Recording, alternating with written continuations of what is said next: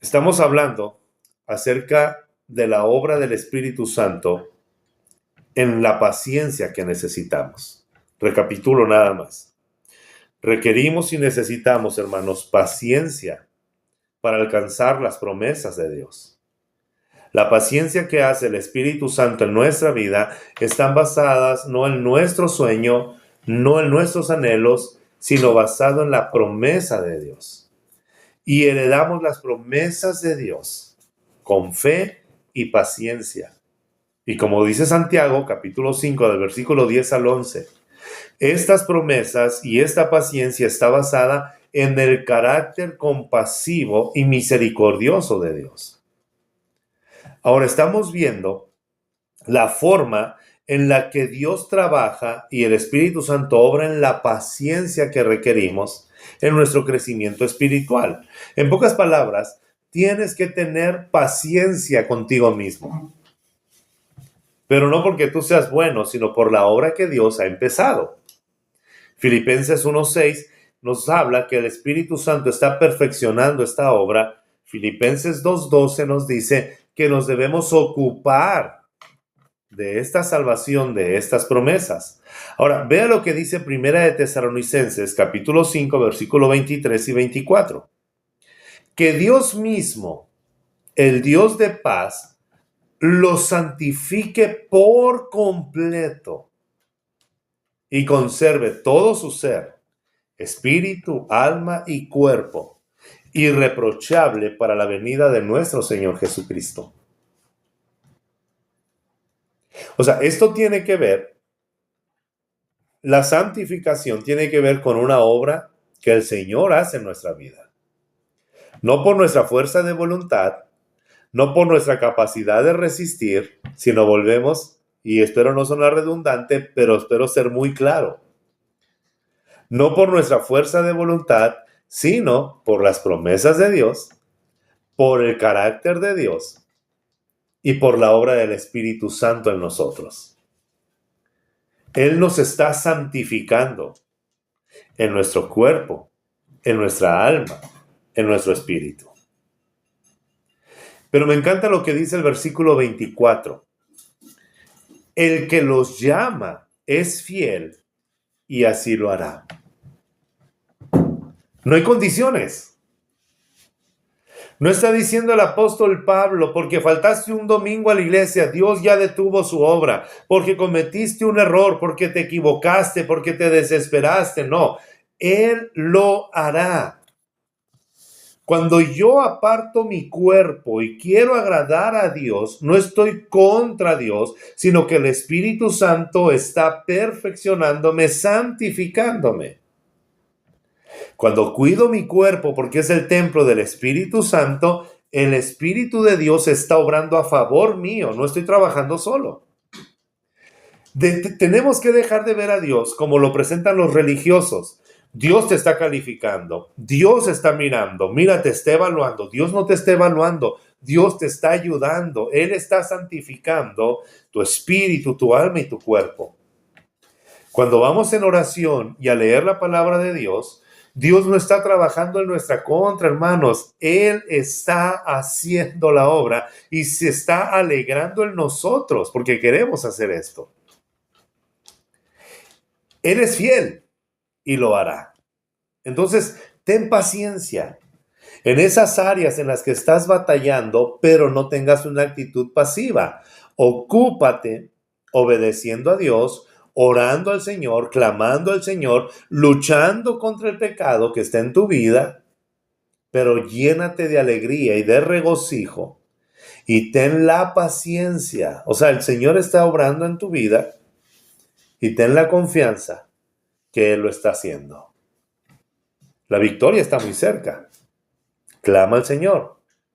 Quizá no va a ser cuando tú digas y como tú digas, pero en el tiempo en el que Dios lo haga, es el tiempo perfecto. ¿Cuántos pueden decir amén? La tercera esfera, tener paciencia con nuestro prójimo. Ay, Señor, aquí es donde tenemos que orar con más ganas muchas veces. Vaya conmigo a Efesios capítulo 4, versículo 1 y 2. Efesios capítulo 4, versículo 1 y versículo 2. Por eso yo, dice el apóstol Pablo, que estoy preso por la causa del Señor, les ruego que vivan de una manera digna del llamamiento que han recibido. Yo no pensaría que vivan vistiéndose de tal manera, que vivan no yendo a tal lugar, que vivan haciendo milagros, que vivan y pensamos en el hacer religioso. Y Pablo nos habla en el versículo 2 de las características de un hombre y de una mujer que están dependiendo de Cristo y confiando en Cristo. Vivan siempre humildes, amables, pacientes y tolerantes unos con otros. Porque a mucha gente le gusta decir el consejo de la palabra. Escucha, este no es un consejo. Es una orden. Y al mismo tiempo es una descripción de aquellos que han sido transformados por Cristo. Amados hermanos, cambiar de ropa es fácil. Cambiar de lugares donde te divertías es fácil.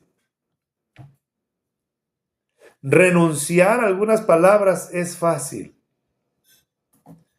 Pero estas características, humildad, amabilidad, paciencia y tolerancia unos con otros, solamente se logran en una constante relación con Dios. Necesito mucha oración, necesito mucha disposición a obedecer, necesito leer mucho la palabra de Dios. ¿Qué herencia le estás dejando a tus hijos? Es que me colman la paciencia, es que en mi familia nadie tiene paciencia. Clama a Dios. ¿Quieres agradar a Cristo?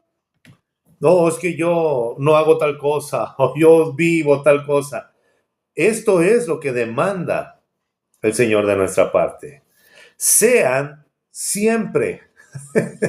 Ahora, estas son las palabras que a veces, hermanos, confrontan nuestra vida o deberían de confrontar nuestra vida.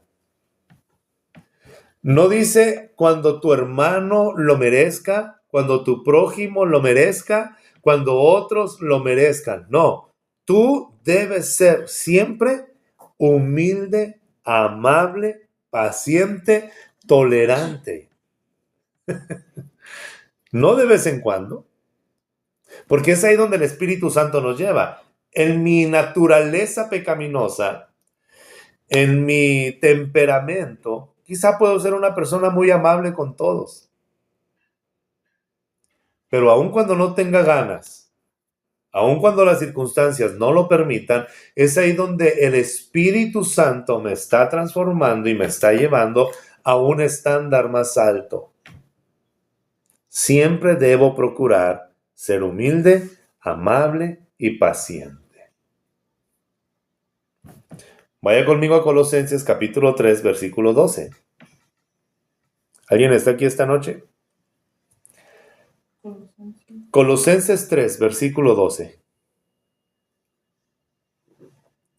Por lo tanto, como pueblo escogido de Dios, santo y amado, escucha, no está diciendo que todo el mundo tiene que ser paciente, no. Como pueblo escogido de Dios, santo y amado, revístanse de afecto entrañable y de bondad, de humildad, de amabilidad, ¿y qué más? Y paciencia.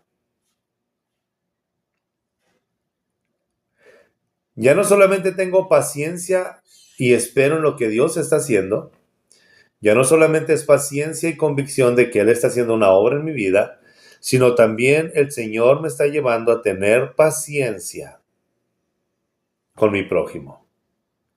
Y tengo que buscar esa paciencia. Tengo que revestirme de paciencia. Ahora, no disfrazarme de alguien paciente. Porque el disfraz tiene que ver con algo que me quito y me pongo una máscara. Sin embargo, el apóstol Pablo usa esta expresión, vestirnos, porque la ropa que tú estás usando es la prenda más cercana a ti. Vístete de esto. Que la paciencia sea lo que te distinga. El disfraz oculta algo de mi vida. La vestimenta que uso es algo que me distingue. ¿Sí queda claro esto? Entonces Pablo dice, revístete de humildad, de paciencia. Versículo 13, de modo que se toleren unos a otros y se perdonen si alguno tiene queja contra otro, así como el Señor los perdonó, ustedes también perdonen. Entonces, la paciencia hacia mi prójimo no tiene que ver con las acciones de él o de ella, sino que tiene que ver con lo que Cristo ha hecho en mi vida. Si no tengo paciencia, no puedo perdonar y no tengo la capacidad de tolerar los errores de otros. Ahora escucha, tolerar no es aplaudir, festejar y aprobar los errores de otro. Tolerar tiene que ver con la capacidad de mirar que Dios también puede obrar en otros como está obrando en mí.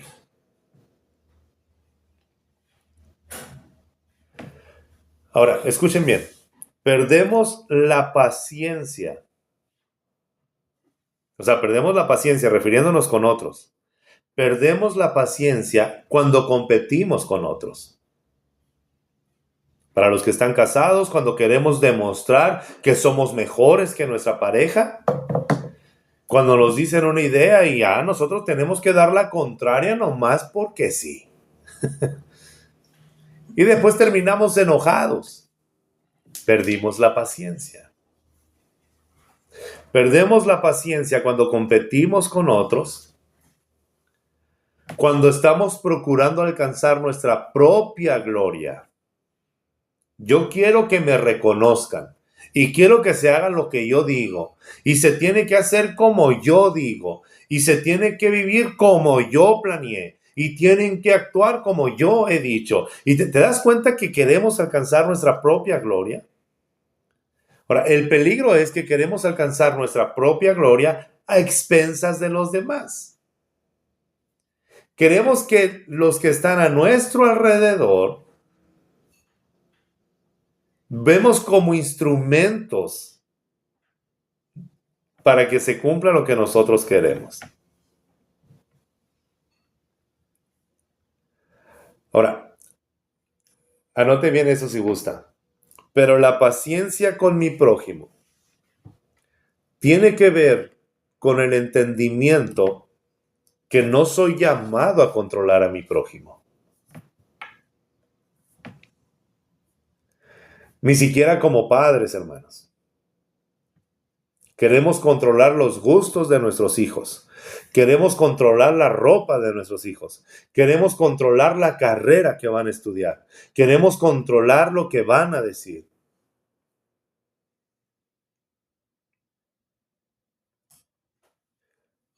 La Biblia dice, instruye al niño en su camino. Pero instruir no es controlar.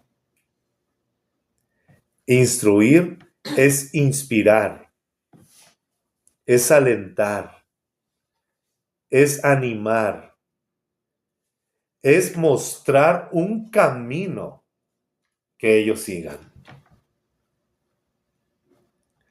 No somos llamados a controlar a nuestro prójimo. Es que este hombre no entiende. Es que esta mujer no entiende. Es que yo quisiera que yo lo hiciera. Es que yo anhelo.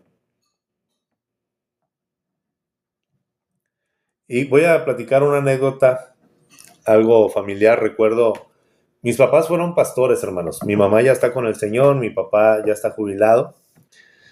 Pero recuerdo que desde que lo que nos platicaban mis papás era que que mi mamá entregó su vida a Cristo en la iglesia donde empezó a crecer en el Señor, ella sentía un deseo y una pasión por servir a Cristo. Acá entre nos, tuvo 2 novios que eran pastores, que estaban estudiando en un instituto bíblico, que ella pensaba, este es el hombre que Dios tiene para mí. Gracias a Dios, no fue así. Cuando mi mamá conoció a mi padre y la historia de amor se empezó a concretar, cuando se casaron, mi papá no tenía en su mente ni en su corazón el servir al Señor como pastor. Eran hombres y mujeres que estaban al servicio en la iglesia, lo que pidieran hacían, siempre estaban con esa convicción. Mi papá siempre ha sido muy servicial, amaba la obra, pero él no quería servir al Señor como pastor. Y nos platicaba mi mamá que cada año, en la convención territorial que se hace aquí en Obregón, cada año cuando se hacía un llamado, todos aquellos que desean servir al Señor y que sienten un llamado, vengan y pasen. Y decía mi mamá que ella rápido tomaba la mano de mi papá y empezaba, vamos a pasar, vamos a pasar. Papá le decía, no tengo por qué pasar, yo no tengo ese llamado.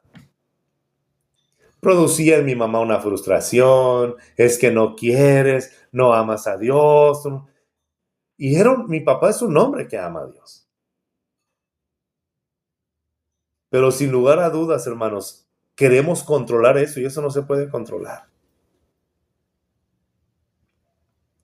Queremos que la gente a nuestro alrededor cumpla nuestros sueños, nuestros anhelos y debería ser de esta manera, pero esa no es la actitud. No somos llamados a controlar, escucha, somos llamados a servir y a amar a nuestro prójimo. Si el Señor tiene planes, proyectos, llamados, visión en tu vida, no te preocupes. Estamos hablando de esta paciencia, pero no quieras ver a la gente, porque todo gira en torno a nosotros, ¿no? A veces.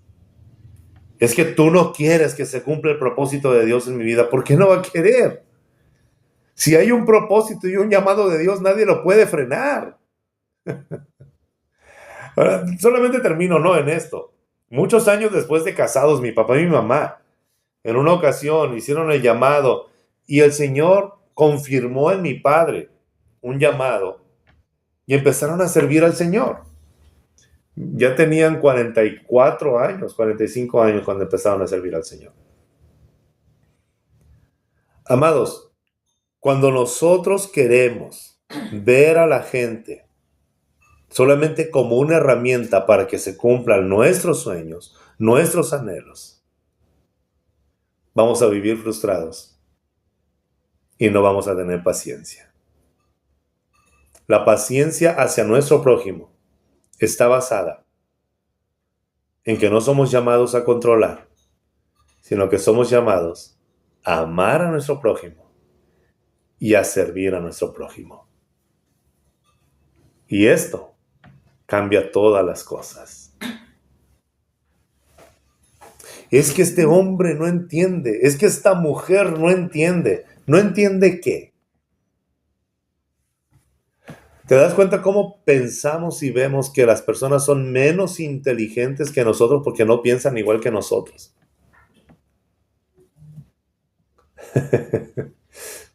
Necesitamos paciencia. Y el Espíritu Santo quiere desarrollar esa paciencia. Anote, porque esta es la clave de la paciencia hacia el prójimo. Somos pacientes con nuestro prójimo cuando ponemos a Cristo en el centro de todo nuestro ser. Cuando le decimos a Cristo, quiero ser como tú, quiero pensar como tú, quiero vivir como tú, quiero hablar como tú, quiero actuar como tú. En lugar de levantarme en la mañana y iniciar una batalla, es que no hacen las cosas como yo te digo. Nuestra oración debería de ser, Señor, que este día tenga la oportunidad de darte a conocer con mis palabras y con mis acciones, que pueda reflejar tu carácter con mi esposa, con mi esposo, con mis hijos, con la gente que está cerca. Señor, que aproveche esta oportunidad para que ellos te conozcan. Y ahí empieza la paciencia. Pero si me siento superior, si yo creo que siempre tengo la razón, si pienso que soy el protagonista de este pequeño mundo llamado como tú te llames, entonces no puedo tener paciencia. Estamos aquí, amados. Si me regalan 15 minutos más, por favor. 15 o 20 minutos, porque solamente quiero tocar los enemigos de la paciencia. Y esto sería muy bueno. Y realmente no quiero dejarlos así, pero la paciencia que el Espíritu Santo produce en nosotros tiene que ver con las promesas de Dios. Se heredan con fe y con paciencia. Entonces el Espíritu Santo me capacita para alcanzar esas promesas. Número 2, tiene que ver con el crecimiento espiritual de cada uno de nosotros. Ten paciencia contigo mismo. Ten paciencia, el Señor lo está haciendo. Número 3, la paciencia que produce el Espíritu Santo me ayuda a ser paciente con mi prójimo, a perdonar y a tolerar. La evidencia de que una persona ora mucho no son las visiones y los sueños que tiene. La evidencia de que una persona ora mucho es la paciencia y el carácter de Cristo en ellos. Ahora solamente quiero tocar 7 enemigos de la paciencia y espero que esto nos ayude. Número 1. El primer enemigo de la paciencia es una teología deficiente. Cuando estoy esperando en Dios, una teología deficiente tiene que ver con conceptos equivocados acerca de Dios. Y solamente quiero tocar 2. Número 1, cuando estamos pasando por situaciones difíciles, ahora estoy hablando a personas que ya están en Cristo. Cuando pasamos por situaciones difíciles que requieren nuestra paciencia, una teología deficiente me lleva a creer que Dios me está castigando por mi pecado. Hermanos, lo que sea que nos acontezca, no es juicio de nuestro pecado. Cristo ya llevó nuestro pecado. Lo que puede estar pasando en nuestra vida, por más difícil y complicado que parezca, tiene que ver con un propósito mayor y más grande que el Señor quiere mostrarnos. ¿Sí me explico? O sea, no es que Dios te está castigando por tu pecado, porque es aquí donde vienen ya un montón de mentiras, donde tienes que romper maldiciones generacionales, donde tienes que estar yendo a sesión con el pastor porque se le fue una cadena que no había visto y todas estas mentiras que se inventan para sacar dinero. Cristo, si tú te rendiste a Cristo, Él ya perdonó todos tus pecados. Pero una teología deficiente nos lleva a creer que lo que pasa es porque Dios nos está castigando. El castigo de nuestra paz ya fue sobre Él. Número 2. Una teología deficiente. O sea, cuando digo una teología deficiente me refiero a una teología que no está basada en la palabra de Dios. Pero esto es muy común. Cuando creemos, y escuche bien, ¿no? Porque leemos Romanos capítulo 8, versículo 28, ¿y qué dice? Estoy esperando aquí a mi esposa que me diga, pero le voy a poner... No, no es cierto, hermanos. Romanos 8:28 dice, porque los que aman a Dios, todas las cosas les ayudan para bien. Ahora, una teología deficiente, escuche bien, me lleva a creer que este pasaje es sinónimo del dicho popular que dice, no hay mal que por bien no venga. Creer esto es no confiar en la palabra de Dios. Esto no está diciendo Romanos 8:28. Porque hay situaciones, hermanos, tan dolorosas, tan agudas, que aunque tú te pongas a buscarle un bien, no lo vas a encontrar. La pérdida de un ser querido, una enfermedad incurable. Y nos ponemos a pensar, es que no hay mal que por bien no venga, dice Romanos 8:28. Eso es una mentira, ¿dónde dice? El Evangelio no es una recopilación de pensamientos positivistas para que nos sintamos bien con las situaciones. Es que no hay mal que por bien no venga. Ese es un pensamiento popular, pero no es bíblico. Y luego le agregamos, es que no hay mal que dure 100 años. O sea, bien alejados de lo que la Biblia dice. ¿Te fijas cómo rebajamos el precioso evangelio de Cristo a dichos populares? No tiene que ver con que le tienes que buscar un bien.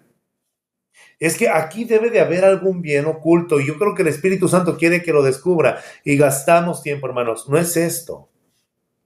Escucha, Romanos 8:28, lo que nos quiere decir la palabra de Dios es que el bien que Dios tiene sobre nosotros, es decir, su gracia, su misericordia y sus planes perfectos, ninguna circunstancia lo pueden tumbar. Amén. Esto es Romanos 8:28.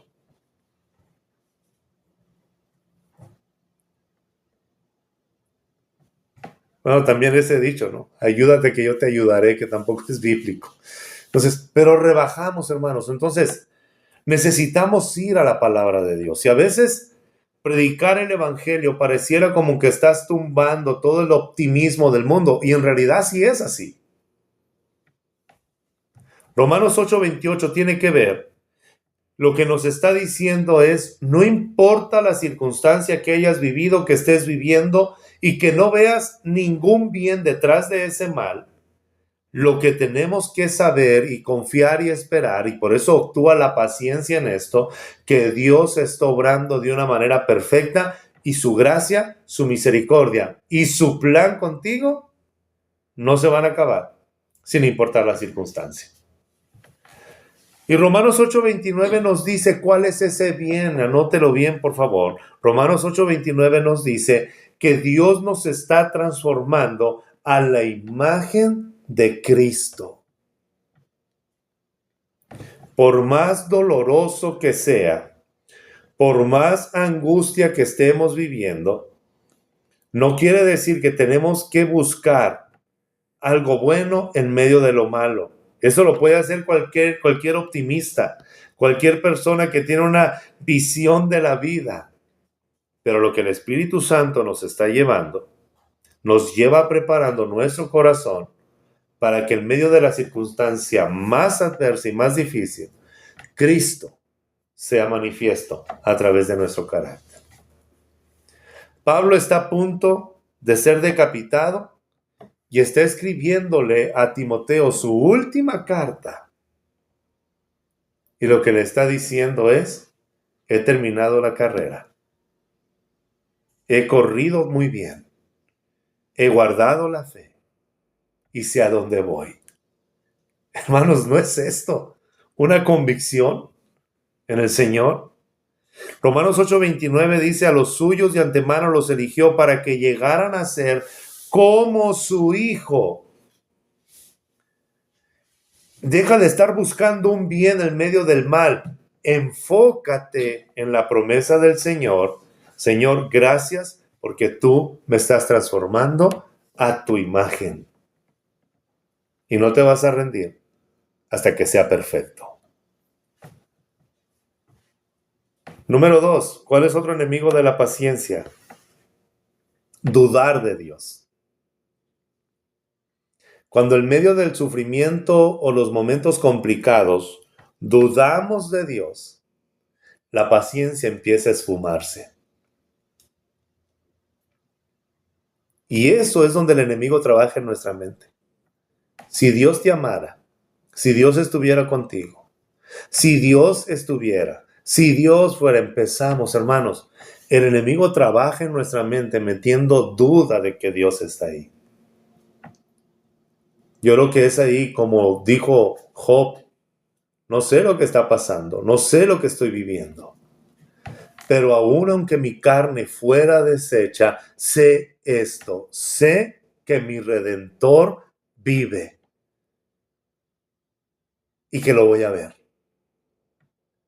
Aún después de deshecha mi carne, he de ver a mi Redentor. Entonces, ¿por qué vamos a tener miedo de la enfermedad, de la escasez, de la situación? Sé que mi Redentor vive y aunque todo aquí en la tierra se acabara, lo voy a ver. Esa es la paciencia. Ahora, ¿recuerdas lo que dijo Job o lo que dice Santiago capítulo 5? Recuerden a Job. Vean la paciencia del justo Job. No dudes de Dios. Número 3, tercer enemigo. Y que esos son los enemigos más comunes. Número 3, una expectativa poco realista de la vida. Es que la vida, hermano, es perfecto. Es llena de amor la vida. Todo es color de rosa. Estás muy equivocado. Vivimos en un mundo que no es perfecto, vivimos en un mundo contaminado, vivimos en un mundo donde el cuerpo se desgasta, donde la enfermedad es real, donde hay situaciones complicadas. Dios prometió un lugar y un momento en el cual no habrá llanto, no habrá tristeza, no habrá dolor, no habrá muerte, no habrá desilusión, pero no es en este momento, es hasta que Él venga. Número 4, que es otro enemigo de la paciencia. Expectativas poco realistas de otros. Cuando tenemos expectativas poco realistas de otros, cuando idealizamos a las personas.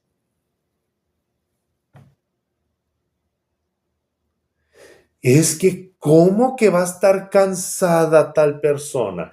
Es que, ¿cómo que no ama a Dios, que no sirve a Dios, hermanos? No podemos idealizar. Todos somos seres humanos. Y cuando ponemos la expectativa en alguna persona, vamos a perder la paciencia y nos estamos perdiendo de la bendición que Dios sea el que trabaje. Es que si ese hermano pone las manos sobre mí, entonces sería diferente. Es que si tal persona orara por mí, todo sería distinto. Y es ahí donde surgen los falsos maestros, los falsos pastores, los falsos profetas. La gente los idealiza. Ahora, fíjate la estrategia de estos mentirosos. Estaba orando arriba del cerro y miré fuego y recibí una palabra del Señor. Es como alguien que lo estás viendo siempre en la pantalla y que Él te esté diciendo, yo soy perfecto, yo no miento, yo hago todo bien. ¿Quién te lo dijo? Él mismo. Pues claro. No idealices. Cuando tenemos expectativas poco realistas de otros, estaremos siempre sin paciencia. Tu esposo comete un error, tu esposa comete un error, y ¿cómo sabes que lo tenías en un pedestal? ¿Hubiera esperado esto de cualquiera? Menos de ti. Estábamos idealizando. Y ese es el principal enemigo de la paciencia hacia otros. Tú tienes defectos. Tu esposo, tu esposa, tus hijos. Y a veces, hermanos, cargamos a nuestros hijos con esto. Otros lo hubieran hecho, pero tú mi hijo, tú mi hija, ¿cómo? Hermanos, no idealicemos. Quinto enemigo de la paciencia, el orgullo. Cuando nos idealizamos tanto a nosotros mismos. Cuando nos damos crédito por todo a nosotros. ¿Recuerdas a Nabucodonosor? Nabucodonosor se subió a su palacio y miró todo su imperio.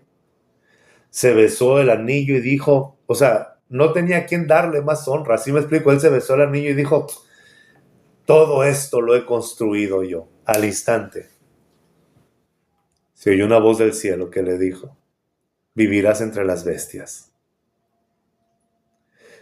Hermanos, no hay nada más peligroso para un corazón que está viendo las bendiciones y los resultados de Dios que darse crédito a él mismo. Es Dios quien lo está haciendo. Pero cuando es el orgullo el que está tocando, moviendo nuestro corazón, no seremos pacientes. Sexto enemigo número 6 de la paciencia: el materialismo. El materialismo es buscar seguridad en algo y no en Cristo. Hay personas que pierden sus propiedades y sienten que perdieron la vida. Hay personas que se fue un carro y sienten que también se fue su valía con él. Ahora, como seres humanos, todos buscamos seguridad en algo. El dinero, los ahorros, lo material, todo lo que puedo palpar. Y cuando se llega a perder algo, cuando nos enfermamos, cuando el carro ya no prendió, cuando no llegó el pago que esperabas, cuando no se cerró el trato, perdemos la paciencia. Nuestra seguridad no debe estar en nada material, sino que debe de estar en Cristo. Y el séptimo enemigo es el egoísmo. O sea, creer que todo gira en torno a nosotros. Es que es muy fácil detectar un corazón egoísta. Yo he sufrido, a mí me han hecho, la gente lo hace. Entonces, tenemos que cuidar nuestro corazón. Porque mientras creamos que todo el mundo gira en torno a nosotros, vamos a estar llenos de impaciencia. Y por eso el Espíritu Santo lo que hace es recordarnos: el protagonista no eres tú, es Cristo.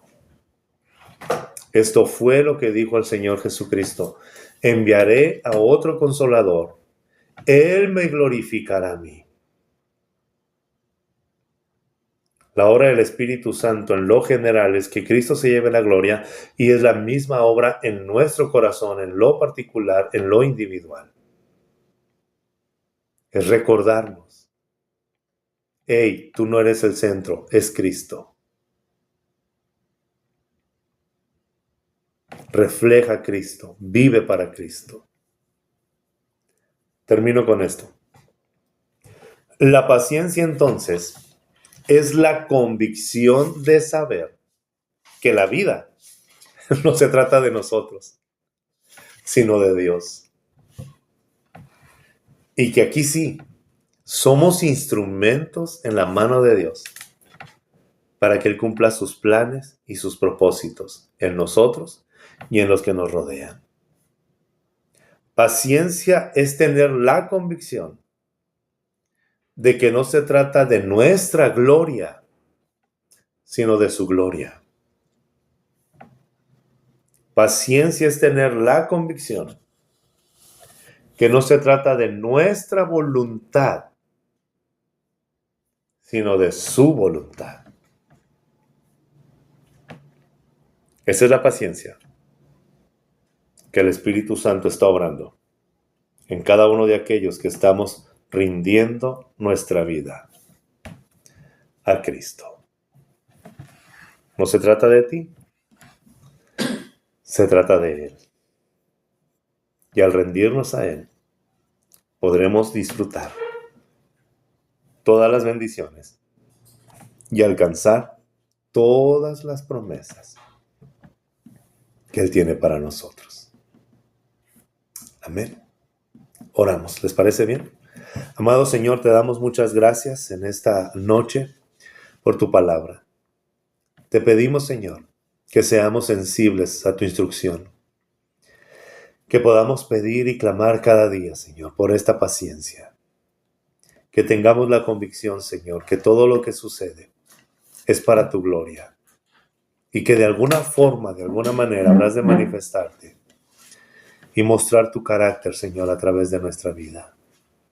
Gracias por estar al pendiente de nosotros, por querer usarnos como un instrumento para reflejar tu carácter en nuestra familia, en nuestro trabajo, en nuestra iglesia. Permítenos, Señor, ser sensibles, ser agradecidos y tener la certeza y la confianza, la convicción de que tú, Señor, estás obrando en nosotros. Y que esa obra, esa buena obra que empezaste, la estás perfeccionando hasta el día en que te veamos cara a cara. Ayúdanos. Necesitamos de ti. Ayúdanos. Que esta sea nuestra oración constante. Ayúdanos. Te necesitamos. En el nombre de Jesús. Amén y amén.